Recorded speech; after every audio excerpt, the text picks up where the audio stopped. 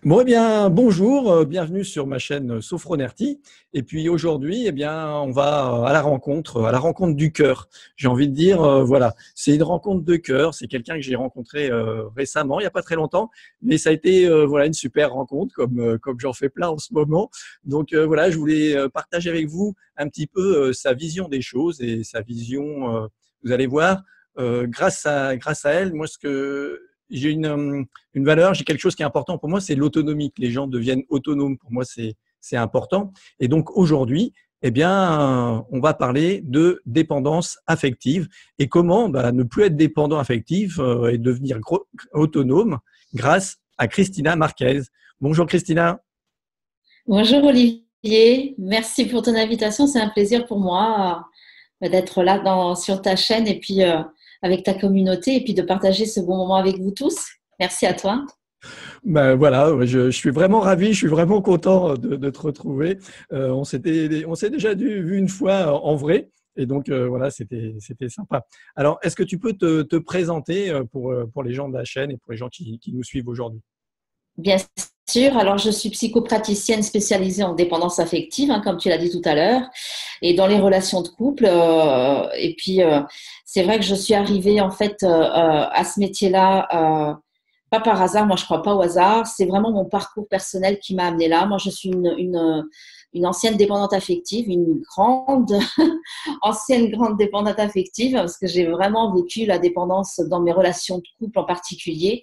Puis une fois que j'ai commencé à faire un travail sur moi, j'ai réalisé que je vivais de la dépendance en réalité dans quasiment toutes mes relations, parce que c'est vraiment ça. Par contre, c'est vrai que c'est le travail sur mes relations sentimentales qui m'a permis en fait de faire également du nettoyage dans toutes mes relations, que ce soit les relations amicales, familiales, professionnelles. Et c'est ce qui m'a amené effectivement à l'enseigner à mon tour aux personnes qui en ont besoin, qui sont en demande, parce que tout le monde n'est pas forcément prêt. Moi, je ne l'ai pas été pendant de longues années. C'est un parcours en fait qui a pris plusieurs années, tu vois. Donc voilà, pour me Oui, présenter brièvement, c'est ça.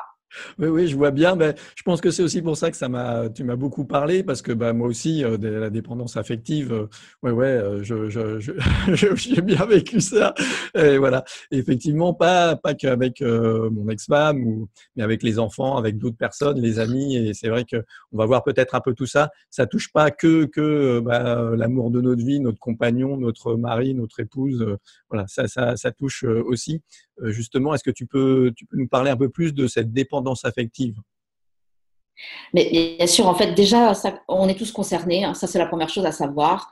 Après, c'est vraiment le degré de chacun qui va faire qu'on est dans une souffrance qui est plus ou moins intense et puis qui va faire que parfois, ça devient pathologique dans les relations, hein, peu importe le type de relation. Mais bien évidemment, ça commence dans notre enfance et on n'a pas d'autre choix que de passer par là parce que ça fait partie du processus d'évolution de l'être que nous sommes. On est tous venus pour évoluer. Donc, si la dépendance affective, elle fait partie de ces blessures émotionnelles qu'on est venu, en fait, sur lesquelles on est venu travailler. Donc, ça commence en fait en tout premier lieu, en tout premier lieu avec les personnes qui nous ont élevés. Donc, en général, c'est nos parents ou les personnes qui les ont substitués. Et ce qu'on va répéter, parce qu'en fait, ce que beaucoup de personnes ne savent pas, c'est que tout au long de notre vie, on va répéter des schémas qui sont devenus inconscients, qui sont devenus des automatismes. Et dans les relations sentimentales en particulier, ben en fait, on va répéter les schémas émotionnels qu'on a d'abord enclenchés dans notre enfance. Donc l'objectif, c'est la vie, je dis toujours que la vie est généreuse dans le sens où elle nous amène à répéter aussi souvent que nécessaire les situations qui nous font revivre les mêmes émotions dans le but de nous permettre de devenir conscients, tu vois, des émotions qu'on est en train de vivre, qu'on a déjà vécues plusieurs fois et dans le but de nous permettre de les guérir. C'est parfois à travers d'autres relations qu'on va guérir l'émotion en nous et qu'on va guérir l'origine de cette émotion qui vient de notre enfance. Mais à la base, tout commence dans l'enfance. En fait, les émotions, elles sont enclenchées dans l'enfance et les émotions sont toujours le résultat de nos interprétations qui sont personnelles. Et c'est génial quand on comprend ça parce qu'en fait, ça veut dire qu'on peut enfin se responsabiliser ne plus être tout le temps dans une position de victime et dans une position d'accusation vis-à-vis de l'autre. Et on peut enfin prendre notre vie en main et commencer à faire un travail sur soi qui est vraiment porteur de résultats et nous amener en fait vers là où on veut aller et puis récupérer en fait le pouvoir de notre vie. Mmh. La dépendance affective, et si tu veux que je la résume, que je résume la définition du terme dépendance affective, c'est en fait être nécessiteux vis-à-vis d'une personne bien particulière, quoi. Alors, on n'est pas dépendant que d'une personne, mais on n'est pas dépendant de tout le monde non plus. On va être dépendant vraiment de personnes bien définies parce que ces personnes nous procurent l'illusion, en tout cas c'est comme ça que nous on l'interprète, que en fait sans ces personnes nous ne sommes rien, on ne peut pas s'accomplir, on ne peut pas exister, on croit que tout notre bonheur, tout notre bien-être tourne autour de cette personne et de la relation avec cette personne.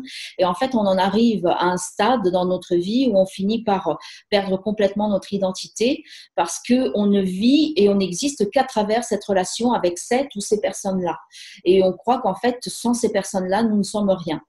Et en réalité, nous n'avons besoin de personne en particulier. Le paradoxe, c'est ça, c'est on a besoin de personne en particulier et en même temps, nous ne sommes rien les uns sans les autres. Mais le dépendant affectif, il est persuadé que sans cette personne bien définie, il ne peut pas s'en sortir dans la vie. Il croit que sa vie n'a plus de sens, tu vois. Ouais, C'est ouais. ça, être dépendant affectif. Ouais, c'est ce que la dualité un peu voilà où d'être l'individu lui-même de se construire lui-même et puis on a besoin des autres mais en même temps pas être dépendant des autres. Bien sûr qu'on est en échange avec les autres, on est toujours avec les autres mais pas forcément justement dans cette dépendance et d'être redevable quelque part tout le temps de l'autre en fait et d'avoir cette existence à travers l'autre. C'est Donc ça. Moi, je dis, on a besoin des autres pour co-créer et coexister avec les autres. Parce que les autres, c'est le moyen, la relation avec l'autre, c'est le moyen le plus efficace et le plus rapide d'apprendre à se connaître. L'autre est un reflet de nous-mêmes. Mais en même temps, quand une personne n'a pas envie d'être dans notre vie, elle n'a pas envie de partager, en fait, c'est pas un drame. Nous n'avons pas besoin exclusivement de cette personne-là. Tu vois, on n'en a pas besoin ouais. pour exister en tant qu'être. C'est l'illusion qu'on a reçue de la société que l'autre est notre moitié. C'est une pure illusion. Nous sommes bien un être entier à part entière. Tu vois, complètement entier. Mais on en est arrivé à un stade où en fait on est devenu un adulte et à l'intérieur de nous il y a un petit enfant qui est en souffrance. C'est ce petit enfant-là qui est resté immature. L'adulte en nous c'est pas l'adulte en nous qui souffre. Quand on souffre, c'est le petit enfant qui est resté immature parce qu'il est resté dans ses blessures. Et tout le processus de la vie consiste à nous faire prendre conscience de ça et à nous permettre en fait de nous réaliser par nous-mêmes sans être dépendant d'une personne en particulier. C'est Ouais. là où on prend conscience de notre complétude, tu vois. Ouais. Quand on commence à se réaliser par soi-même. Bien évidemment, on peut le faire avec l'aide d'autres personnes, mais pas forcément d'une personne exclusive à laquelle on va s'accrocher parce qu'on est addict à cette personne-là. Voilà, ouais, c'est ce C'est là où côté on a où, besoin d'apprendre à distinguer ça. ouais, où on s'accroche, où on s'attache à une personne et une ou quelques personnes exclusivement et on n'arrive pas à vivre sans C'est ou ça. Et on croit que c'est de croit, l'amour. et on croit, On croit que c'est de l'amour, mais c'est pas ouais, de l'amour. C'est comme on s'attache, c'est de l'attachement, effectivement. ouais, ouais. Et du coup, toi, tu es passé par la formation de Lise Bourbeau et des 5 blessures. Et bon, moi, c'est aussi un livre voilà, qui m'a chamboulé, qui m'a vraiment un livre marquant, qui m'a fait prendre conscience en fait de ces blessures, de cet enfant intérieur, que voilà, l'enfant qui est en nous va réactiver ces blessures et que la vie nous amène à répéter ces choses-là jusqu'à ce qu'on les comprenne et qu'on travaille dessus. Est-ce que tu peux nous en dire un peu plus, s'il te plaît? Tu veux que je t'en dise un peu plus sur quoi? Sur Sur les les cinq blessures, blessures. sur ma formation, sur la manière dont j'en suis arrivée à faire sur ce les métier, cinq, c'est ça? sur les 5 blessures déjà sur les Oui. 5 blessures. Alors, écoute, pour moi, ça a été le premier livre de développement personnel que j'ai lu. C'est en train d'être son anniversaire d'ailleurs parce que c'était à la période de Noël. C'était en décembre 2002. Et pour moi, ça a été un véritable choc parce qu'à cette période de ma vie, je vivais une situation vraiment très, très délicate. Ça a certainement été la période de ma vie la plus douloureuse parce que j'étais en couple depuis 14 ans et je vivais vraiment des souffrances extrêmes dans cette relation. Et ce livre-là est arrivé au moment où j'étais prête en fait à avoir des réponses. il a fallu que j'arrive à vivre cette situation pour effectivement commencer en fait à me poser des questions, les bonnes questions, parce que jusque-là, j'étais un peu comme tout le monde. Je pensais que la solution venait pas de moi, mais venait surtout du fait que je parviendrais un jour à changer mon partenaire, tu vois. Changer l'autre, ouais, Et ouais, ce livre est arrivé au bon moment, et effectivement, c'est là où j'ai réalisé qu'effectivement, c'était mes blessures, hein, les blessures que j'avais développées de manière inconsciente, sans le savoir, qui faisaient que j'étais en souffrance et que la situation que j'avais attirée à moi, que j'étais en train de vivre, le partenaire que j'avais attiré à moi, c'était juste un reflet qui était là pour me montrer la manière dont je me traitais moi-même et à quel point je m'étais justement reniée pour être acceptée par les autres, pour exister en fait, pour être aimée. Et qu'en me reniant moi-même, ce livre, il m'a enseigné ça. La leçon la plus importante que j'en ai retirée a été que la raison pour laquelle je souffrais, c'est parce que je m'étais reniée moi-même. Et que pourquoi est-ce que je me sentais en souffrance dans mes relations avec les autres? C'est parce que, en fait, tout ce temps-là, j'avais porté des masques, plusieurs masques. Ce qui voulait dire que j'avais fait semblant pendant toutes ces années d'être quelqu'un d'autre que moi-même. Parce que c'est l'enseignement que j'avais reçu, un peu comme tout le monde. ouais, oui. L'enseignement que j'avais reçu, c'est deviens qui tu penses que tu dois être pour être aimé des autres, pour être accepté des autres. J'avais beau appliquer la recette, ça ne fonctionnait pas. Et là, en fait, ce livre venait me dire, en fait, c'est tout simplement l'inverse. C'est justement parce que tu as appliqué une recette que tu n'aurais jamais dû accepter, parce qu'en faisant ça, tu t'es renié, tu t'es perdu. C'est pour ça que tu es en souffrance. Donc, ce livre venait me donner la clé. Si tu veux cesser d'être en souffrance, si tu veux te retrouver et être bien avec toi-même, en fait, tu dois inverser le processus, c'est-à-dire tout ce que tu as fait jusqu'à présent, ça doit être l'inverse, c'est-à-dire cesse de faire semblant d'être quelqu'un d'autre que toi-même. Et c'est comme ça que j'ai commencé, en fait, le chantier de ma vie. J'appelle ça le chantier de ma vie, tu vois. Ouais. J'ai réalisé, au début, j'étais un peu comme tout le monde. Les personnes que j'accompagne, quand je commence à les accompagner, elles pensent que une fois qu'elles ont fait un certain travail, il y a déjà des résultats et qu'en fait, il n'y a plus rien à faire. C'est bon, on a enfin trouvé le bonheur, on a enfin trouvé la sérénité et on est enfin sorti d'affaires. Puis, quand je leur explique que, en fait, quand elles ont commencé ce travail-là, c'est un travail qui dure jusqu'à la fin de leur vie, là, en fait, tu sais, Ouais, c'est un peu choquant. Et en même temps, c'est inquiétant. Mais à partir du moment où on commence à réaliser qu'on se sent de mieux en mieux, qu'en continuant à faire ce travail-là, en continuant à s'intéresser à soi, à apprendre à se connaître, parce que c'est ça le plus important. C'est, en fait, l'apprentissage de soi-même, apprendre à se connaître, c'est le travail de toute une vie. Et plus on apprend à se connaître, et mieux on se sent avec soi-même. Et c'est à partir de là qu'on commence à accepter que les épreuves font partie de ce processus-là. Sans épreuves, on ne peut pas grandir. Alors, on commence à les voir autrement. Et ça s'atténue, tu vois, l'état d'inquiétude, il commence à s'atténuer, puis progressivement, ça se transforme et on voit les choses différemment. Alors, je dis pas qu'on ne souffre plus, c'est pas vrai. À chaque fois qu'il y a des épreuves, je pense que tu le sais comme Oui, moi, on vit encore des moments qui sont désagréables et qui sont déstabilisants. Mais on sait au fond de nous que c'est grâce à ces moments-là qu'on va encore pouvoir apprendre quelque chose sur soi voilà, et ouais. qu'on va encore pouvoir réparer nous-mêmes ce que justement c'est nous qui en sommes arrivés à travers notre propre interprétation, la manière dont on a vécu des situations, à vivre de la souffrance et donc à changer notre perception pour que justement notre ressenti à l'intérieur de nous se transforme également. Oui, je crois que c'est ça dans l'accompagnement des gens. C'est aussi, moi, ce que j'aime bien, c'est quand ils comprennent que, bah oui, ils sont venus nous voir pour un besoin particulier. Souvent, ils viennent pour quelque chose. Et puis, cette prise de conscience que, bah, en fait, oui, ce chemin-là, cette transformation-là et cette expérience de la vie, bah, c'est toute la vie, quoi. C'est tout le temps. Et C'est ça. je pense que quand les gens comprennent ça, ils ont fait déjà un grand pas et c'est énorme. Parce que là, ils travaillent et, comme tu le dis, les épreuves, les expériences plus ou moins douloureuses qu'on vit, eh bien, on peut les transformer en se disant, bon, bah oui, c'est une expérience et à quoi ça va me permettre d'avancer, comment je peux avancer et où je peux aller plus loin.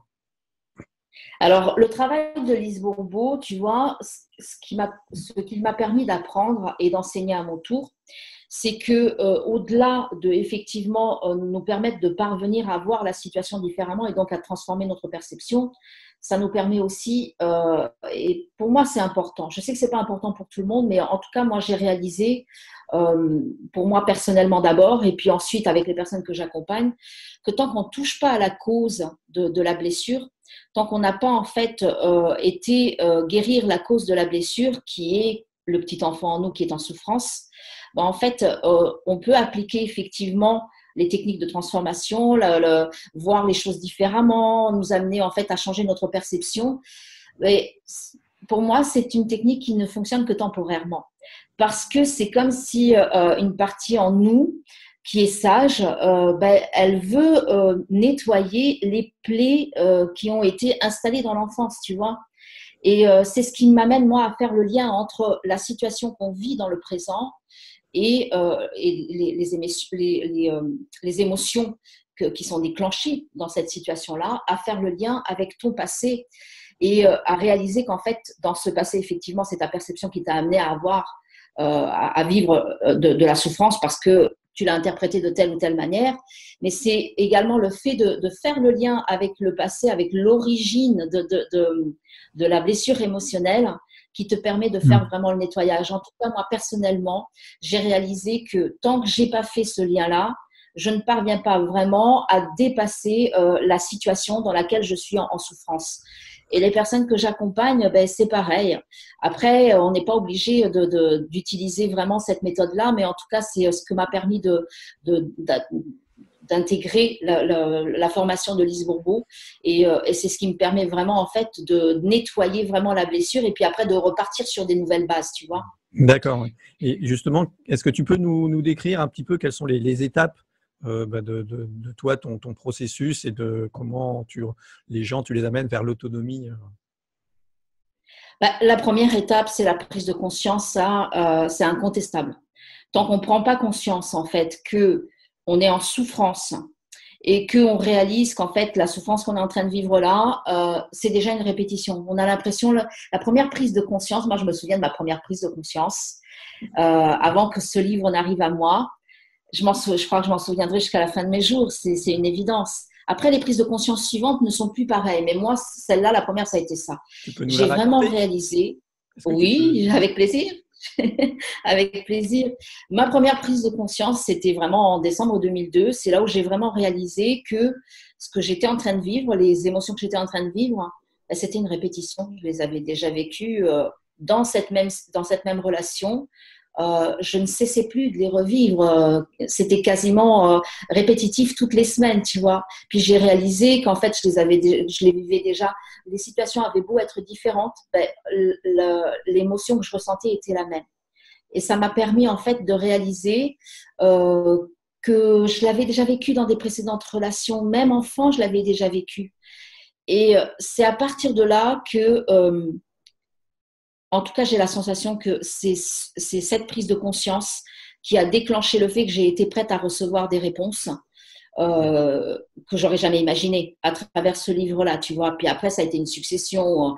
Ça a été tellement révélateur pour moi que j'ai continué à lire d'autres livres. J'ai commencé à assister à des conférences, j'ai commencé à faire des ateliers. Puis c'était une évidence pour moi après de me former. Mais ça a duré des années. Ça a été un chemin qui a pris plusieurs années, mais il y avait un fil conducteur. Mais pour moi, c'est une évidence que sans la prise de conscience que tu es en train de vivre des émotions que tu as déjà vécues, on ne peut rien enclencher. Il ne peut pas y avoir… c'est comme un éveil. C'est comme si, moi, en tout cas pour moi, ça a été une renaissance, tu vois. Je l'appelle vraiment ma renaissance parce que ça a été le cas. Donc, la première étape pour moi, c'est ça. C'est la prise de conscience. Et une fois qu'on a la prise de conscience, en fait, on commence donc à avoir une ouverture d'esprit qui fait qu'il y a des informations qui commencent à venir à nous.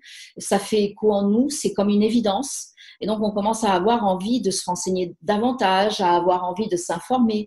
Et c'est ce qui fait qu'on commence un processus de travail sur soi, parfois sans même s'en rendre compte. Pour moi, c'est la deuxième étape, c'est le travail sur soi. Et ce travail sur soi, en fait, il va nous permettre, premièrement, de nous responsabiliser, ce que je disais tout à l'heure, de commencer à sortir de notre zone de victimisation et puis d'accusation vis-à-vis de l'autre. Et on commence en fait à réaliser qu'on a le pouvoir de changer notre vie. ce qu'on avait toujours espéré en changeant l'autre, on commence à réaliser qu'en fait, on n'a pas besoin de changer l'autre pour que notre vie change, tu vois. Ouais. Alors oui, c'est quand même déstabilisant parce que il y a d'autres peurs qui vont… En fait, c'est tout simplement le fait que quand on arrive à ce stade, on commence également à prendre conscience des peurs qu'on a, qui ont toujours été là, mais on n'en était pas conscient. Et la raison pour laquelle on n'en était pas conscient, c'est parce que ça faisait bien notre affaire. Pourquoi est-ce qu'on n'était pas conscient de la douleur qu'on ressentait? C'est parce qu'on ne voulait pas voir nos peurs. Ouais, oui. Mais une fois qu'on commence à faire ce travail, oui, Oui, oui, moi, oui, c'est vrai que je trouve que c'est une image, souvent l'image de l'autruche. Voilà, pendant longtemps, on fait cette autruche exactement. dans notre vie. On veut pas voir, on baisse la tête, on veut pas voir toutes ces peurs, tous ces soucis, toutes ces répétitions aussi. Et puis il arrive un moment où bah on est prêt, il y a quelque chose qui se passe. Effectivement, il y a cette révélation, cette prise de conscience qui fait que bah là, on va pouvoir travailler et aller de Et on l'avant. est réceptif, effectivement. Et là, on commence à être réceptif et par conséquent, on commence à changer sa manière d'être. Effectivement, on cesse d'accuser de moins en moins, on cesse d'être de moins en moins dans la victimisation et on commence à se responsabiliser. Et puis, on va accepter, en tant que dépendant affectif, tu sais, la plus grande peur du dépendant affectif, c'est d'accepter la solitude. Ouais. Parce que la solitude, elle a une connotation très négative. Hein. Ça nous a été inculqué par toute la société, puis par notre entourage. La solitude, on la voit comme quelque chose de dramatique, qui peut aller jusqu'à nous faire avoir peur de mourir de douleur. Et moi, je l'ai vraiment réalisé une fois que j'ai accepté de vivre, d'accepter la solitude. Et c'est pas parce que on va accepter la solitude que forcément ça veut dire qu'on est apte à faire un travail sur soi. Je connais beaucoup de personnes qui sont déjà dans un célibat qui est prolongé et puis qu'elles sont toujours dans leur souffrance parce qu'en réalité, elles n'ont pas voulu encore accepter que la solitude est un véritable cadeau dans le sens où ça vient leur permettre d'être en phase avec elles-mêmes, d'apprendre à se connaître soi-même, d'apprendre à devenir son meilleur ami, d'apprendre à apprécier sa propre compagnie, d'apprendre à voir en fait les possibilités, les capacités qu'il y a en nous qu'on n'a pas voulu voir. Pourquoi? Parce qu'on est rempli de peur, tu vois, et Ouais. qu'on croit qu'on ne peut rien faire tout seul sans l'autre. Donc à partir de là, c'est tout ce processus. Tu vois, toutes ces étapes, elles s'enclenchent les unes après les autres. Ouais. C'est un Ouais. processus avec un fil conducteur qui nous amène à la guérison et à l'accomplissement de soi, à l'accomplissement individuel. Moi, je dis toujours que le meilleur moyen d'être heureux en couple, c'est d'apprendre d'abord à être heureux tout seul. Tout à fait. Je ne le dis pas juste pour le dire, j'en suis convaincue puisque c'est mon expérience qui me l'a démontré. Oui, je suis tout à fait d'accord avec toi. C'est vrai qu'on entend souvent cette phrase, comme tu dis, et il y a des gens qui sont célibataires, mais il y a être célibataire et être célibataire heureux. C'est deux choses différentes, je pense, parce qu'il y a des gens qui, voilà, qui sont dans le célibat, même si elles présentent, ça, c'est un choix pour certaines ou d'autres non, mais ça peut être un choix. Mais elle n'est pas forcément vraiment heureuse. On n'a pas forcément accepté vraiment ça. Et comme tu le dis, c'est aussi prendre conscience qu'on peut être son meilleur ami, qu'on peut s'aimer soi-même. Et je pense que c'est vraiment là. Donc, tu en as fait un livre, il me semble, sur le J'en ai célibat fait heureux. deux, tu vois. Ouais. Le premier, je l'ai vraiment fait, c'était pour moi un moyen en fait d'expliquer la dépendance affective au plus grand nombre et puis de leur partager également avec des exemples concrets de ma vie personnelle. Comment est-ce qu'on pouvait en sortir? Comment est-ce qu'on pouvait l'identifier? Comment est-ce qu'on pouvait en prendre conscience? Comment est-ce qu'on pouvait l'accepter comme un cadeau? Parce que c'est pareil, on a besoin d'apprendre à faire la paix avec sa dépendance affective avant de pouvoir s'en libérer. On ne peut rien transformer en fait qu'on n'a pas d'abord accepté. Et la dépendance affective, au départ, c'est sûr, elle nous fait souffrir. Mais quand on en arrive à un stade où effectivement on a compris qu'elle était là pour une raison bien précise, qui était celle de nous permettre justement d'aller de la dépendance affective à l'autonomie, tu vois. Ouais, je vois bien. Si on n'avait pas vécu de la dépendance affective, on n'aurait pas pu faire tout ce cheminement pour apprendre à être autonome. Et donc, c'est là où effectivement, le fait de vivre cette situation, de vivre ce genre d'expérience, nous permet d'évoluer. Sans ça, on n'évolue pas. Puis le deuxième livre, j'ai surtout voulu expliquer comment le célibat est un cadeau et comment il peut nous permettre, justement, à travers une phase de célibat temporaire, d'accepter la dépendance affective, de travailler sur elle et puis de nous enseigner à devenir autonome et de nous enseigner à nous accomplir par nous-mêmes parce que tant qu'on ne s'est pas accompli par soi-même, on n'est pas prêt pour une relation avec quelqu'un d'autre. C'est ça, oui, je suis tout à fait d'accord. C'est exactement ça. Eh bien justement, qu'est-ce que tu proposes? Je crois que tu proposes un processus justement pour sortir de ça et C'est pour. vrai. Alors, au-delà des consultations, tu sais que Oui, je consulte en cabinet sur Paris pour les personnes qui veulent venir me voir en cabinet. Je suis sur Paris dans le 5e. Elles peuvent le voir sur mon site internet qui s'appelle magneticobonheur.com. Et donc, elles peuvent prendre rendez-vous si elles veulent par le moyen du site. Mais j'ai créé également un programme en ligne qui est un programme très complet, vraiment structuré, qui est sur 6 modules où je vais permettre à la personne en fait de faire un travail sur sa dépendance affective en partant par la compréhension et puis comprendre l'origine de sa dépendance affective, quels sont les liens que ça a avec son enfance, qu'est-ce qu'elle répète en fait dans ses relations.